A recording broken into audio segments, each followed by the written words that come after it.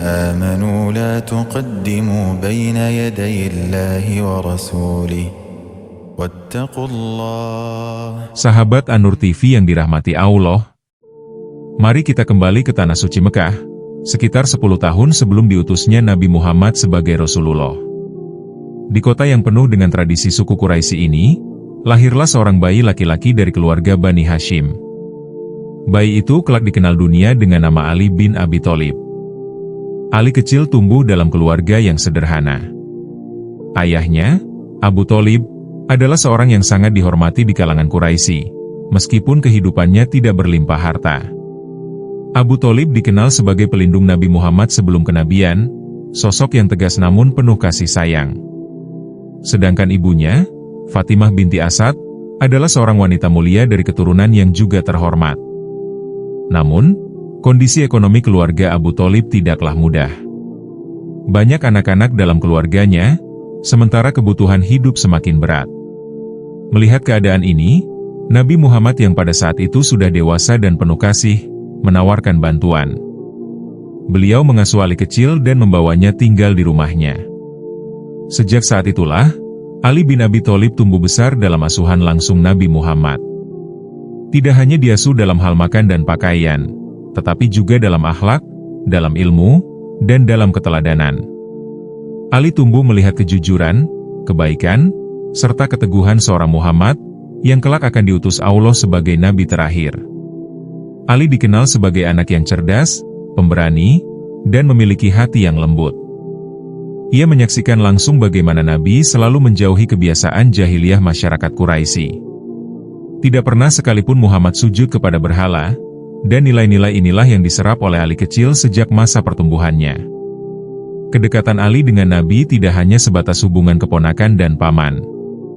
Ali kecil justru lebih banyak menghabiskan waktunya bersama Muhammad daripada dengan orang tuanya sendiri. Hal ini membuat hatinya sangat terpaut dengan sosok Rasulullah. Kedekatan itu pula yang menjadikannya istimewa di antara pemuda Quraisy lainnya. Masa kecil yang sederhana, penuh perjuangan, serta diasuh langsung oleh sosok paling mulia di muka bumi. Inilah yang membentuk karakter Ali bin Abi Thalib. Seorang pemuda yang kelak akan tumbuh menjadi pembela Islam yang tangguh, cerdas, dan penuh keberanian. Sahabat An-Nur TV, setelah kita mengenal masa kecil Ali bin Abi Thalib yang tumbuh dalam asuhan langsung Rasulullah, kini tibalah saat yang sangat penting dalam hidupnya, sebuah momen yang mengubah arah perjalanan dunia.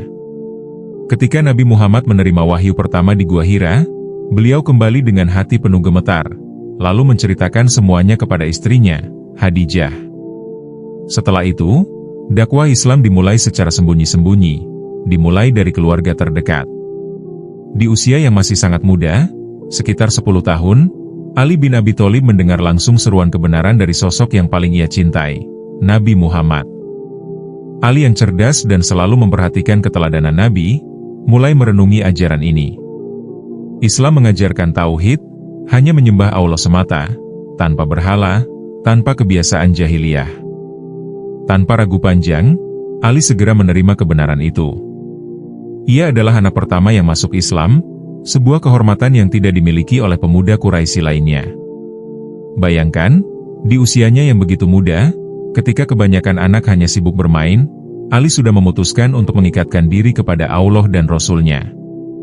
Namun keputusan itu tidaklah mudah.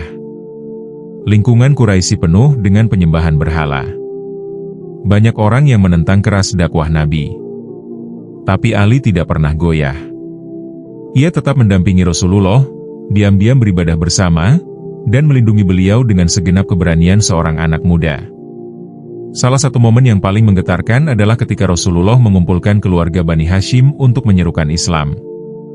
Banyak yang menolak, bahkan mencemooh. Tapi Ali, yang saat itu masih belia, berdiri dengan tegas dan berkata siap membantu serta setia kepada Nabi. Rasulullah pun tersenyum, karena justru seorang anak kecil lah yang pertama kali menjawab panggilan itu.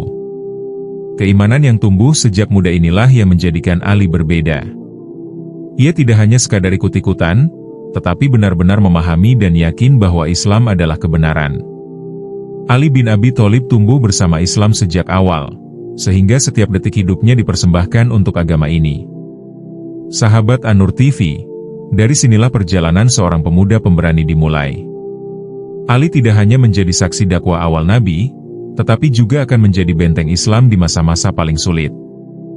Sahabat An-Nur TV yang dirahmati Allah. Keimanan Ali bin Abi Thalib yang tumbuh sejak usia belia kini memasuki babak baru. Ia tidak hanya menjadi seorang pemuda beriman, tetapi juga pejuang yang gagah berani. Salah satu peristiwa yang paling bersejarah adalah ketika Rasulullah diperintahkan hijrah ke Madinah. Malam itu, kaum Quraisy merencanakan pembunuhan terhadap Nabi. Puluhan pemuda bersenjata mengepung rumah Rasulullah dengan niat menghabisinya. Namun, Nabi Muhammad meminta Ali untuk melakukan sesuatu yang sangat berani, tidur di ranjang beliau. Tanpa ragu, Ali menerima perintah itu. Ia tahu bahwa nyawanya terancam, tapi keberaniannya melampaui rasa takut. Saat fajar tiba, Quraisy mendapati bukan Muhammad, melainkan Ali bin Abi Thalib yang keluar dengan penuh ketenangan. Kejadian ini menjadi bukti kesetiaannya yang tak tergoyahkan. Setelah hijrah, Ali terus mendampingi Nabi di Madinah dan ikut serta dalam berbagai pertempuran besar. Di Perang Badar, ia tampil gagah menghadapi para jagoan Quraisy. Di Perang Uhud, meski pasukan Muslim terdesak, Ali tetap berdiri melindungi Rasulullah dari serangan musuh. Puncak keberaniannya terlihat di Perang Khandaq. Saat pasukan Quraisy yang dipimpin Amr bin Abedewud menantang duel, banyak sahabat merasa gentar. Namun Ali maju tanpa keraguan. Dengan takbir yang menggema, ia berhadapan langsung dengan salah satu ksatria terkuat Arab, dan akhirnya menumbangkannya. Pertarungan itu menjadi simbol keperkasaan Ali sebagai singa Allah. Bukan hanya itu, di Perang Khaibar, benteng Yahudi yang terkenal kokoh sulit ditaklukkan. Rasulullah kemudian memberikan bendera pasukan kepada Ali. Dengan keberanian dan keteguhannya, Ali memimpin serangan, menghancurkan gerbang benteng, dan membawa kemenangan besar bagi umat Islam.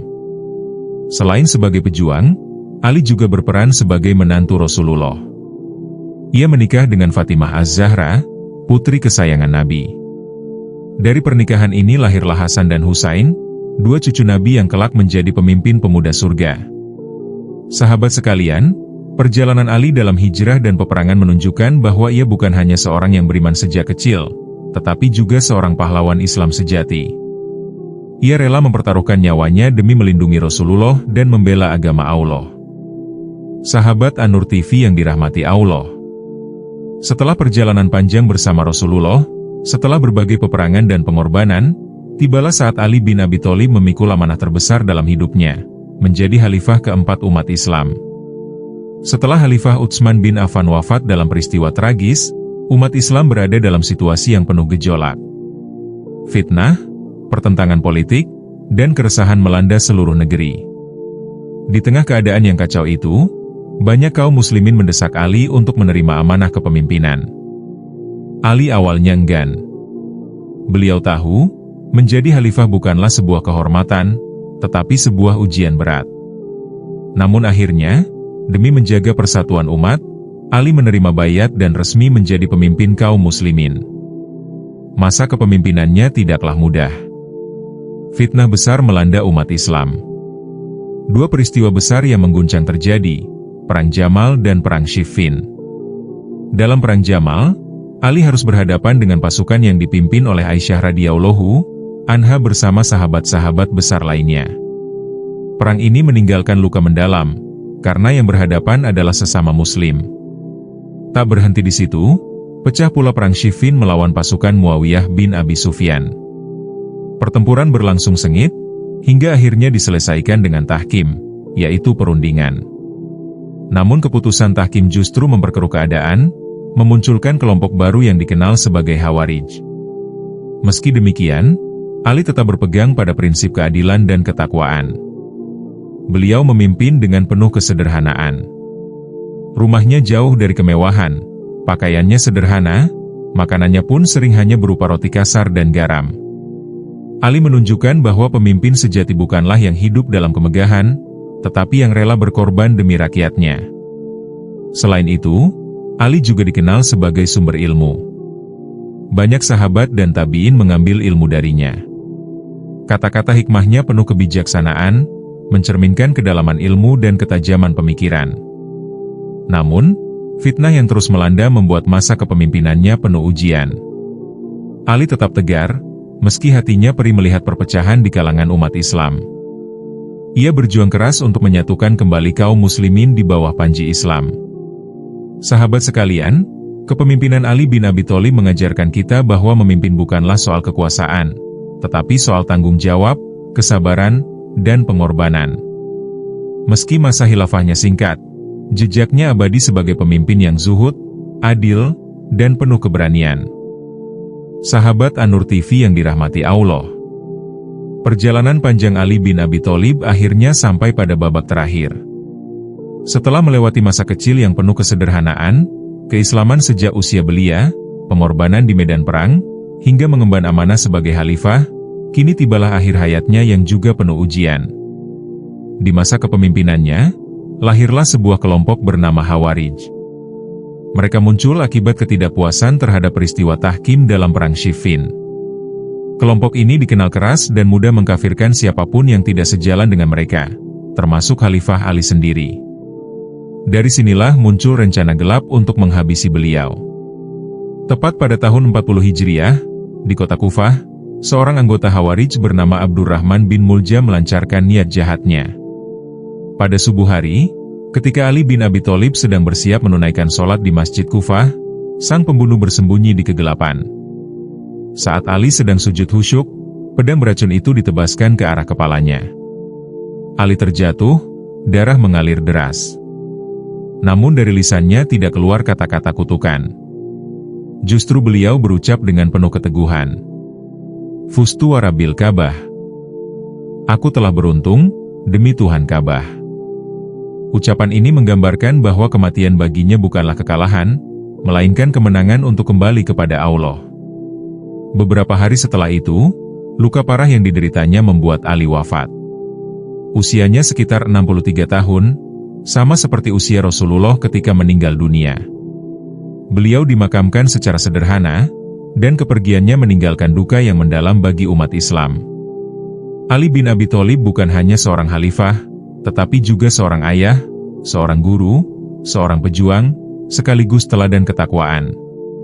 Keberaniannya membuat musuh gentar, ilmunya membuat sahabat kagum, dan kesederhanaannya membuat dunia terpesona. Sahabat An-Nur TV, wafatnya Ali bin Abi Thalib bukanlah akhir dari kisahnya.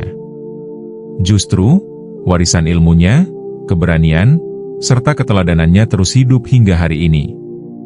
Ia dikenang sebagai singa Allah, pemimpin yang zuhud, dan seorang sahabat mulia yang setia mendampingi Rasulullah hingga akhir hayat.